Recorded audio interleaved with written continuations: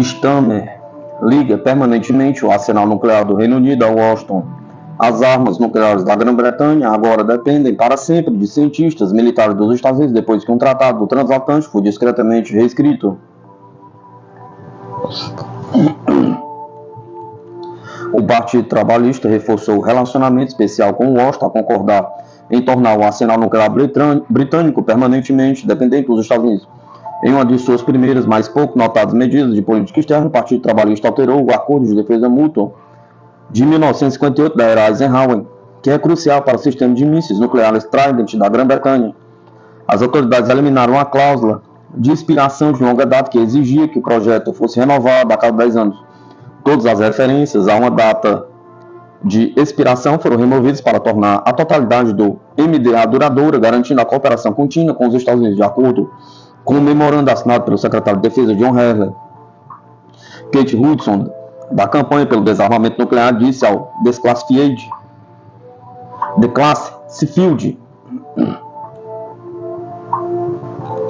isso significa adeus até mesmo a menor noção de responsabilidade parlamentar pelas políticas externas e de defesa da Inglaterra.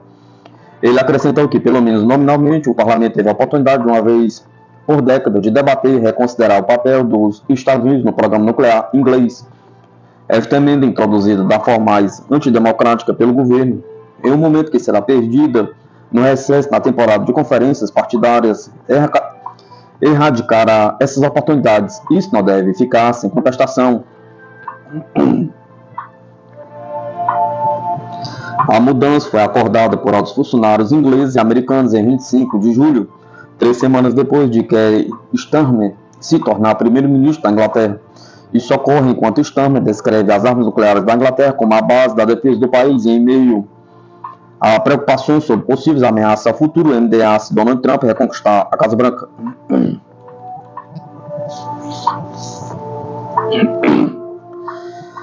Durante uma visita a Washington, pouco antes das eleições gerais, David Lammy, agora secretário de Relações Exteriores, disse a um grupo de reflexão de centro-direita que o Partido Trabalhista trabalhará sempre com os Estados Unidos, independentemente das condições meteorológicas. O MDA permite que os Estados Unidos forneçam à Inglaterra materiais de conhecimento técnico para armas nucleares, sem os quais o Trident não seria capaz de funcionar. Ela desmente as alegações persistentes do Ministério da Defesa de que o arsenal nuclear lançado por submarinos da Inglaterra é operacionalmente independente. Os mísseis Trident são obtidos dos Estados Unidos em um relatório multipartidário. Concluiu que a expectativa de vida à capacidade nuclear inglesa sem o apoio dos Estados Unidos poderia ser medida em meses. Os presidentes dos Estados Unidos também fizeram alusão a essa dependência, com George W. Bush dizendo: em 2005, os Estados Unidos ajudaram a Inglaterra a manter uma força nuclear credível. Barack Obama declarou que era do interesse dos Estados Unidos continuar a ajudar a Inglaterra a manter uma dissuasão nuclear confiável quando o MDA foi renovado há 10 anos. Como o Declassified relatou recentemente, aeronaves militares britânicas cruzam regularmente o Atlântico com ingredientes altamente radioativos fornecidos pelos Estados Unidos. Esses ingredientes são absolutamente vitais para o sistema de mísseis Trident. O memorando assinado por Hurley afirma: o MDA fornece os requisitos necessários para o controle e transmissão de tecnologia de propulsão nuclear submarina, informações e materiais atômicos entre a Inglaterra e os Estados Unidos, e a transferência de componentes não nucleares para o Reino Unido. Continua, o MDA sustenta o relacionamento nuclear de defesa entre o Reino Unido e os Estados Unidos. O memorando afirma ainda que a emenda não requer nenhuma mudança na lei, embora o MDA esteja incorporando a lei dos Estados Unidos, ele não tem base estatuária na Inglaterra. Surpreendentemente, apesar de sua enorme importância, nunca foi objeto de um debate substancial no parlamento. O governo descreve o MDA como abrangendo a troca de informações sobre tecnologia nuclear sensível para o desenvolvimento de planos de defesa e aplicações militares de energia atômica. Outros aspectos envolvem a avaliação das capacidades e potenciais inimigos no emprego de armas atômicas. Também diz respeito à venda de usinas de propulsão nuclear navais e à transferência de materiais como urânio enriquecido U-235. No entanto, os governos há muito se recusam a fornecer informações sobre a quantidade de material nuclear para ogivas inglesas que os Estados Unidos forneceram ao estabelecimento de armas atômicas em Aldermaston e a fábrica de ogivas de Burghfield nas proximidades, e a que custo. A quantidade provavelmente será significativa. Quase 1.000 componentes não nucleares para o sistema de armas atômicas foram trocados entre os Estados Unidos e a Inglaterra em 2020 e 2023, sob o MDA, de acordo com a nova pesquisa do Nuclear Information Service. O porta-voz do Ministério da Defesa diz que a remoção da provisão de renovação de 10 anos foi decidida dada a natureza de longa data deste acordo. Ela acrescentou que tornar a totalidade do MDA duradouro era o caso de outros acordos internacionais. Peter Burt, da Nuke West UK, que monitora o programa de armas nucleares da Inglaterra, comentou: todos os primeiros ministros da Inglaterra desde a Segunda Guerra Mundial ficaram apavorados com a possibilidade de perder influência com os Estados Unidos. E em grande parte isso depende do acesso a tecnologias de armas nucleares e à inteligência militar. Esta é a primeira razão pela qual o governo da Inglaterra sempre se alinha com a política externa dos Estados Unidos e se deixa levar pelo aventureirismo militar dos Estados Unidos mesmo, quando claramente não é do interesse deste país seguir a América.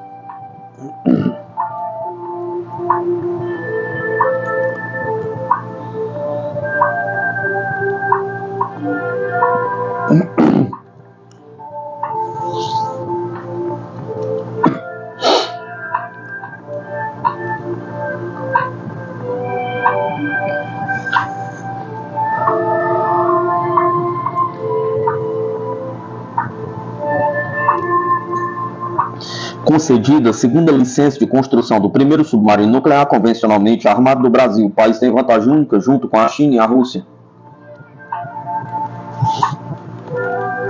O secretário naval de Segurança Nuclear e Qualidade, Petrônio Augusto Siqueira de Aguiar, concedeu a segunda licença necessária para a construção do submarino nuclear convencionalmente armado Álvaro Alberto. A licença foi concedida no dia 28 de agosto, oficializada nesta quinta-feira, 5 de setembro, por meio de publicação de portaria no Diário Oficial da União.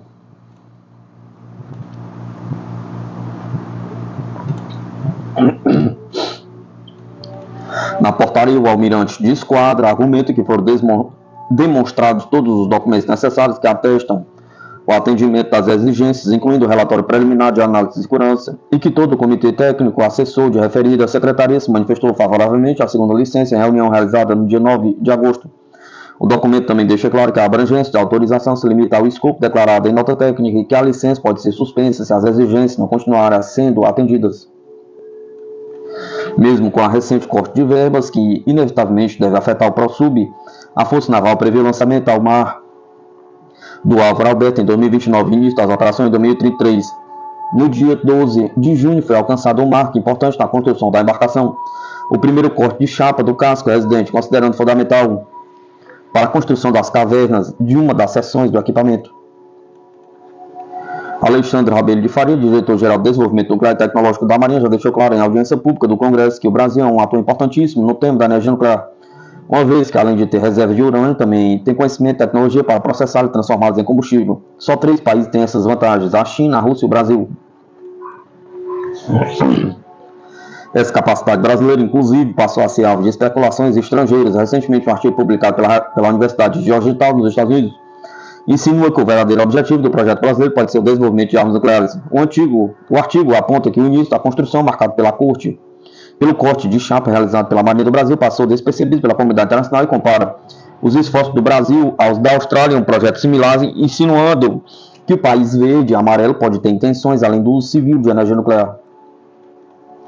O custo considerável de construir o Álvaro Alberto parece injustificado. Isso pode indicar um motivo oculto que reflete as persistentes ambições da política externa do Brasil e a natureza de seus assuntos cívico-militares. O artigo também pontua que a capacidade única do Brasil de fazer isso por meio de um ciclo de combustível nativo efetivamente tornou o processo irreversível e forçou mudanças nas salvaguardas da Agência Internacional de Energia Atômica que buscam impedir a proliferação de armas de destruição em massa. Embora a probabilidade de um programa brasileiro de armas nucleares e a proliferação adicional de submarinos com propulsão nuclear caro seja remota, há pouca margem para erro nessas águas desconhecidas. A política, os líderes mudam. O Brasil parece estar contando com o seu novo submarino para elevar o seu status global sem tomar decisões difíceis de política externa ou construir um caso estratégico militar convincente.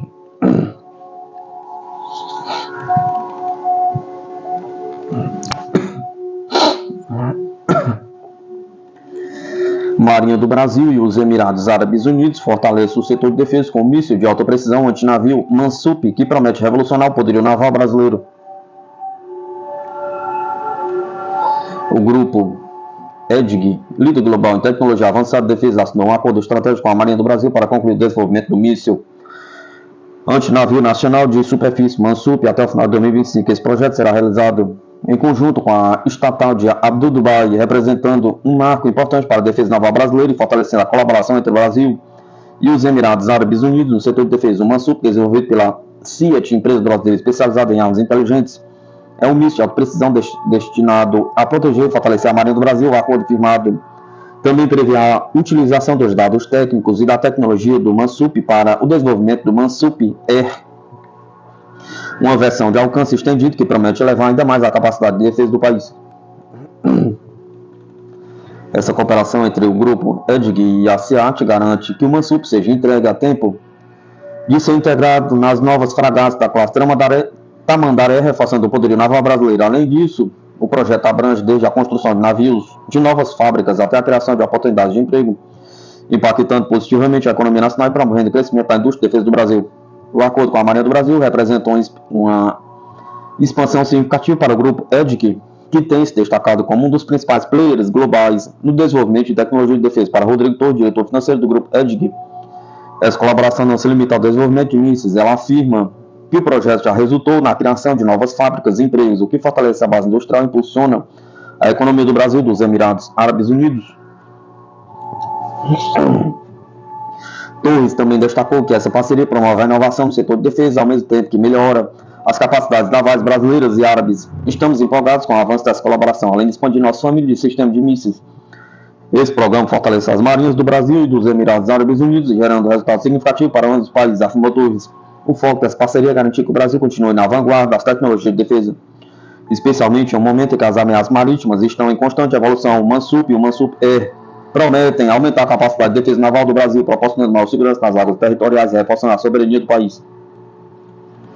Além dos ganhos estratégicos de defesa, o desenvolvimento do Mansup traz impactos econômicos diretos, como a criação de novas fábricas no Brasil. Isso resulta na geração de emprego e na qualificação da mão de obra local, contribuindo para o desenvolvimento da indústria de defesa. A cooperação entre a CIAT e o grupo EDG também fomenta a transferência de tecnologia, um fator crucial para garantir a autonomia do Brasil no setor de defesa a longo prazo.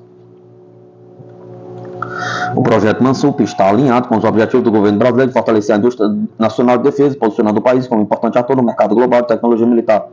A parceria com o grupo EDG e a integração do Mansup nas fragatas da classe Tamandaré colocam o Brasil em uma posição de destaque no cenário internacional, aumentando sua capacidade de defesa naval e sua influência política.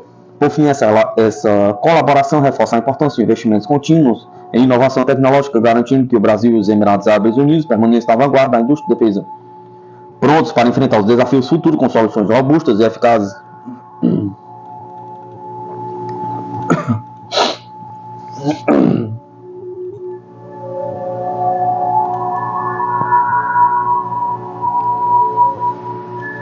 Rota marítima do Ártico, um potencial de cooperação entre a China e a Rússia.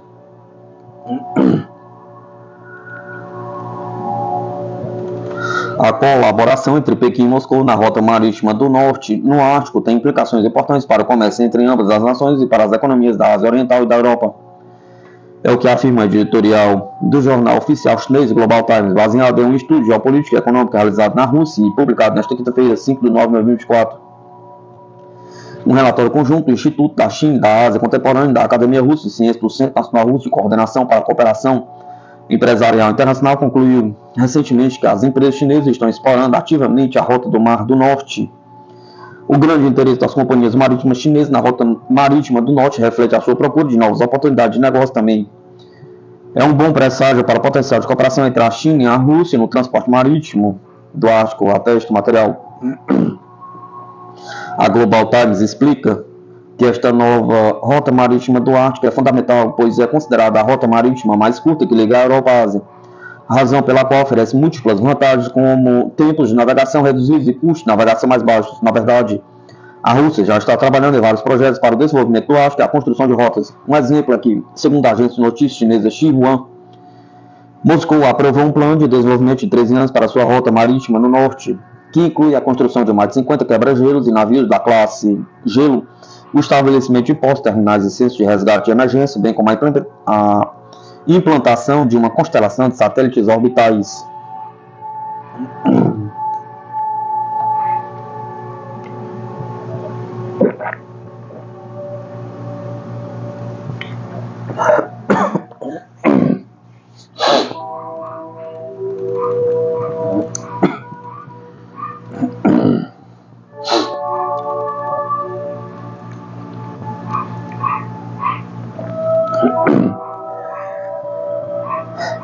Agente japonês preso em Belarus diz que seus dados podem ser usados por Estados Unidos ou Kiev em ataque.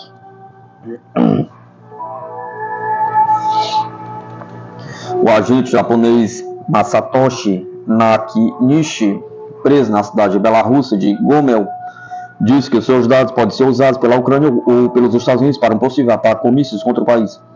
Na quarta-feira, a emissora informou que um agente do serviço secreto japonês coletou informações sobre a situação sociopolítica em Belarus, a situação na fronteira e filmou dados relacionados à infraestrutura militar. O agente tirou mais de 9.000 fotos da fronteira Belarus-ucraniana, disse a mídia nesta quinta-feira, 5 de nove de 2024. A maioria dos registros eram de pontes, estradas, ferrovias, instalações militares e logísticas. 2 canais teriam sido usados para transmitir as informações. Com o canal de backup localizado na Embaixada Japonesa em Minsk, Masatoshi pretendia enviar as informações para a Comissão Nacional de Segurança Pública do Japão, uma divisão da qual está envolvida em atividade de inteligência e contra-inteligência.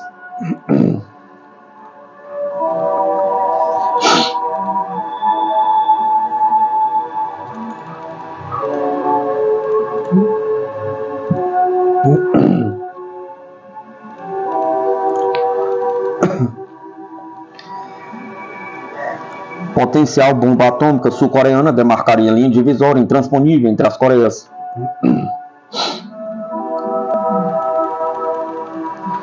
Os recentes conflitos ao redor do planeta vêm produzindo tensões sem precedentes no Tratado de Não Proliferação Nuclear, criado em 1968, para limitar o desenvolvimento do arsenal atômico mundial, de acordo com a Agência Internacional de Energia Atômica.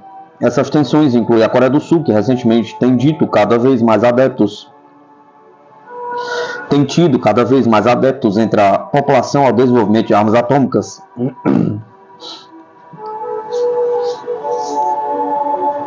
O país já desenvolve tecnologia nuclear de ponta com reatores de fusão nuclear, mas é um dos signatários do TNP desde 1975. Entretanto, o atual presidente da Coreia do Sul, Yoon Suk-yeol, anunciou recentemente que um programa de armas nucleares pode ser necessário para conter a ameaça da Coreia do Norte, que já possui bomba atômica. Por ora, a guerra entre os dois países tem sido de troca de balões carregados de lixo, mas uma eventual bomba atômica em ambas as nações teria consequências extremamente negativas para a Península Coreana, de acordo com o presidente do Centro de Estudos Song Brasil e graduado em Energia Nuclear da UFRJ, Lucas Rubio, e a especialista em estudos brasileiros pela Hankook University of Foreign Studies e doutorando em Relações Internacionais pela Universidade de São Paulo.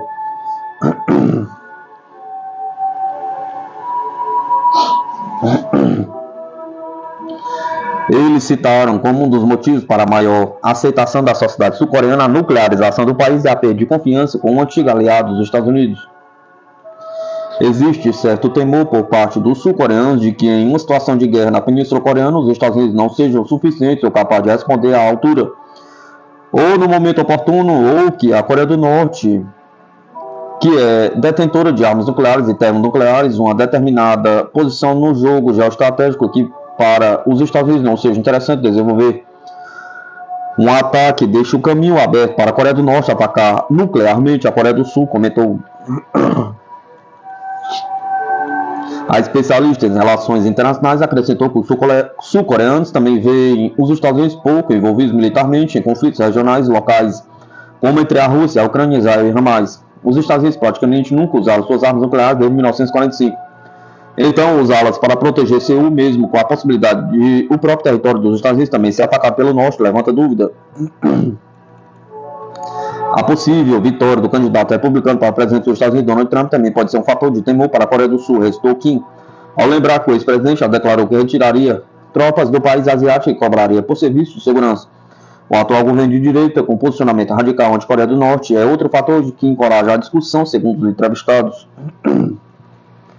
Os sul-coreanos estão passando pelo momento do extremismo. Acabaram de ter um governo que foi o do presidente Moon Jae-in, que era um governo mais ameno, mais tranquilo, equilibrado. E agora está no momento do extremismo. Esse tipo de discurso lá na linha de vamos construir uma bomba atômica para nos posicionarmos contra a Coreia do Norte ganha força dentro das secretarias dos ministérios da Coreia do Sul, disse Rubio. Ambos os estudiosos declararam que a nuclearização da Coreia do Sul traria impactos desastrosos para a Península Asiática. Demarcaria uma linha divisória intransponível, seria o caos, o fim da civilização. Assim, o fim da ideia de uma civilização reunificada, a opinião Rubio, com certeza seria desastroso para o mundo no geral, mas principalmente para a situação regional. Com essa configuração que nós temos hoje, já está desastroso dessa maneira, com bombas atômicas dos dois lados, isso não resolveria a questão, acrescentou. Além disso, salientaram os analistas, abandonar o TNP seria altamente prejudicial para a economia sul-coreana. A Coreia do Sul enfrentaria sanções, o mundo não iria, por conta de sua posição estratégica, ignorar esse aspecto, que é muito complicado. Ela sofreria tantas sanções que tornariam inviável a construção de um programa nuclear, pontuou o especialista. Que também falou das consequências para a região como um todo. Ter arma nuclear em si tem significado, mas se a Coreia desenvolver uma arma nuclear, a gente vai ter que se preocupar com outros vizinhos do leste asiático, além do norte, vão acabar participando da corrida armamentista, acrescentou ela. A especialista comentou que a Coreia do Sul se beneficiou de maneira relevante com os termos de segurança com os Estados Unidos e sua consequente inserção econômica no mercado mundial desde o estabelecimento de Tratado de Defesa Mútua em 1953. Por outro lado, ponderou, o ônus tem sido um alto nível de dependência militar e econômica, também assimétrica, que a Coreia do Sul criou em relação aos Estados Unidos. Logo, disse ela, ao executar uma estratégia nuclear independente para dedicar a aliança com os Estados Unidos. Quem vai decidir o uso dessa arma não vai ser a Coreia do Sul, mas sim os Estados Unidos, porque são eles que têm o controle operacional nos tempos de guerra. Apesar das pressões e tensões, Rubio argumentou que ainda existe um movimento forte na Coreia do Sul que condena a política de enfrentamento da Coreia do Norte, influenciada pelos Estados Unidos. Se você dá uma rápida pesquisa na UIB, você acha sempre, todos os anos, quando vão ter os exércitos militares conjuntos, Coreia do Sul, Estados Unidos, as pessoas saem às ruas na Coreia do Sul. Contra isso, as pessoas se posicionam. É também um retrato de uma sociedade cansada desse vai e vem, dessa inflexão a todo momento, frisou ele. Uma saída defendida por Kim para o país ganhar autonomia em relação aos Estados Unidos seria uma aproximação com a China, que se tornou o maior parceiro econômico da Coreia do Sul. Além disso, destacou a China também é o maior parceiro e aliado da Coreia do Norte. Então, caso a Coreia do Sul busque pacificação na Península Coreana, até a China, pelo menos na distância, para poder dialogar e resolver um problema militar, será essencial. Tem ocorrido isso, independentemente de regime e orientação política, de ver diferença de orientação política dos dois partidos majoritários. Porém, isso tem sido um pouco diferente, tem sido bastante difícil no atual governo sul-coreano de Yoon Suk Yeol.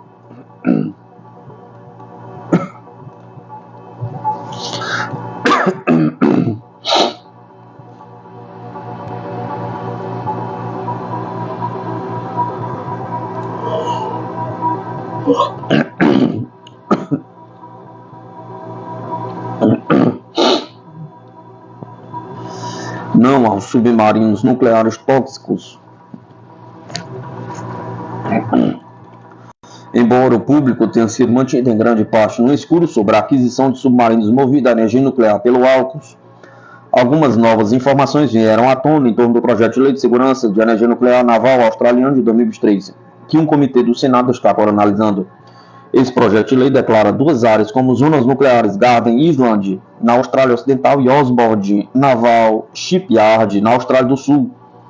Garden Island está sendo modernizado em 8 bilhões para submarinos nucleares britânicos e dos Estados Unidos atracarem e receberem manutenção. O estaleiro Osborne está sendo preparado para poder construir submarinos movidos à energia nuclear da Austrália. O projeto de lei também permite que a instalação de resíduos nucleares seja instalada em Garden Island, em preparação para que os submarinos movidos à energia nuclear possam atracar aqui. A Agência Australiana de Proteção contra a Radiação e Segurança Nuclear analisou os perigos de um vazamento de radiação ou acidente em uma zona nuclear e as respostas de emergências necessárias.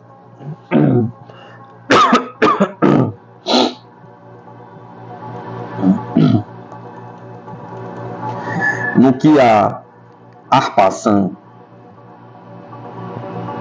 Arpansa chama de cenário de referência de acidente todas as pessoas na primeira zona de perigo.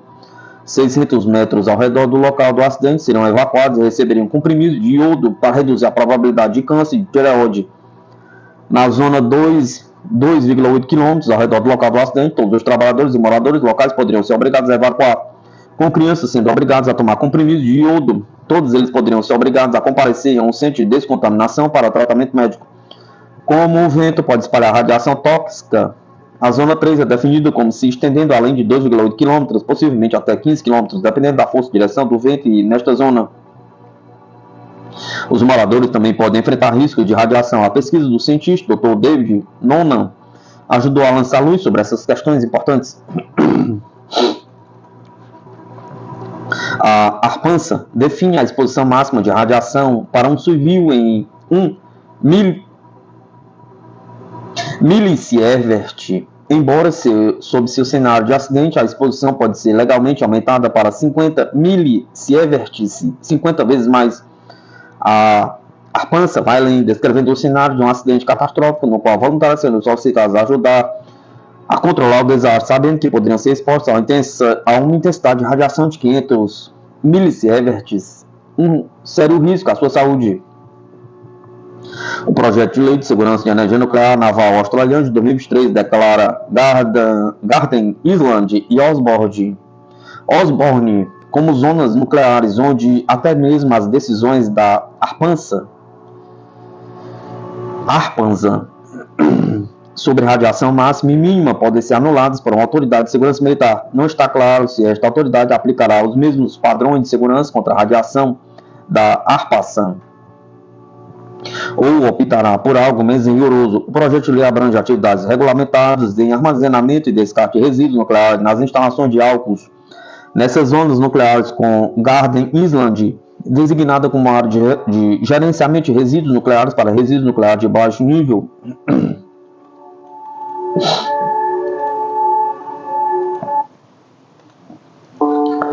No entanto, o senador do Partido Verde, David Shobridge, descobriu que resíduos nucleares de nível intermediário também poderiam ser despejados lá. A partir de 2027, submarinos nucleares ingleses e norte-americanos atracarão regularmente em Garden Island e descarregarão seus resíduos nucleares lá. Como os Estados Unidos não confirmam nem negam se seus navios e aeronaves transportam armas nucleares, podemos supor que, se houver uma guerra entre os Estados Unidos e a China, a Austrália será um alvo.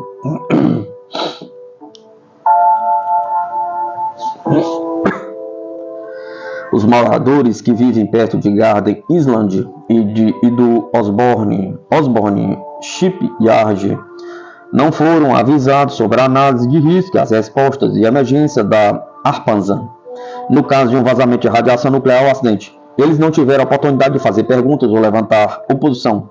Há uma oportunidade, no entanto, de levantar sua preocupação sobre o acordo AUKUS, fazendo uma submissão ao Joint Committee on Treaties. As submissões terminam em 2 de setembro.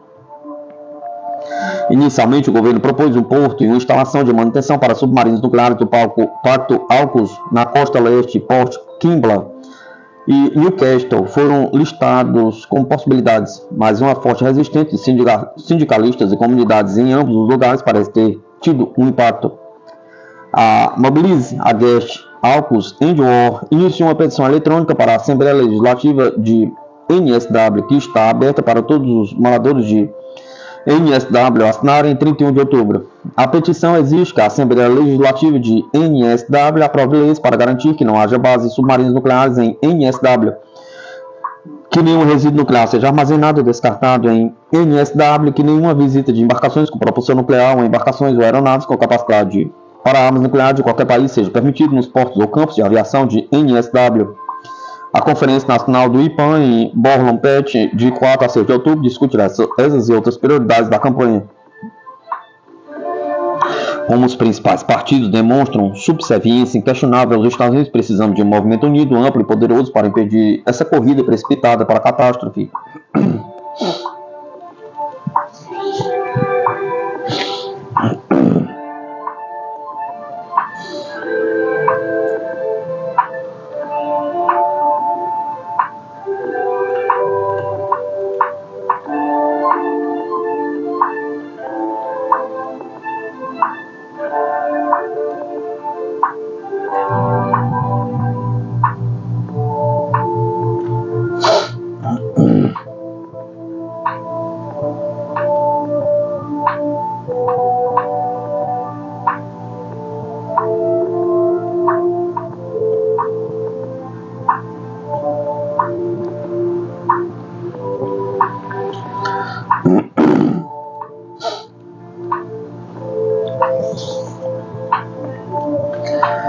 chefe do exército ucraniano admite vantagem da Rússia em armas, munições e número de militares.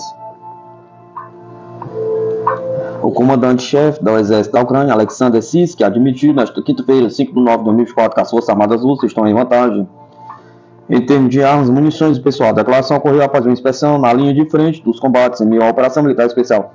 O inimigo tem, de fato, uma vantagem em aviação, mísseis e artilharia, na quantidade de munição que usam e, é claro, em pessoal, tanques e veículos de combate e infantaria, disse Syrskyi em uma entrevista à emissora norte-americana CNN. Diante desse cenário, a mobilização é uma prioridade para os militares ucranianos no momento, afirmou o comandante-chefe, admitindo, no entanto, que o treinamento dos novos recrutos precisa ser concluído em um tempo muito curto. As dinâmicas na frente exigem que coloquemos os recrutos em serviço o mais rápido possível, afirmou Syrskyi. Os recrutas recebem um mês de treinamento militar básico, além de 15 a 30 dias de treinamento mais especializado. Na sequência, enviados à linha de frente. A lei que endurece as regras de mobilização na Ucrânia entrou em vigor em 18 de maio. O principal objetivo é reabastecer as forças ucranianas esgotadas por mais de 2 anos de conflito com a Rússia. Para isso, o regime de Vladimir Zelensky determinou que todos os ucranianos sujeitos ao serviço militar se apresentem aos escritórios de recrutamento. Na última semana, Zelensky declarou que, devido às ações militares ativas do exército russo em 3 direções, as forças ucranianas enfrentam uma situação difícil em vários setores do fronte. Falei com o comandante Alexander Syrskyi. A direção de Pokrovsk enfrenta o maior número de ataques. A situação também é difícil nas direções de Kramatorsk, Toretsk e Kupiansk. Quase 200 combates estão sendo travados diariamente ao longo de toda a frente, disse à época. Em agosto, o coronel aposentado Oleg Starikov afirmou que as forças armadas do país enfrentavam uma crise táticas nas áreas de Pokrovsk e Toretsk, que poderiam se transformar em uma crise operacional.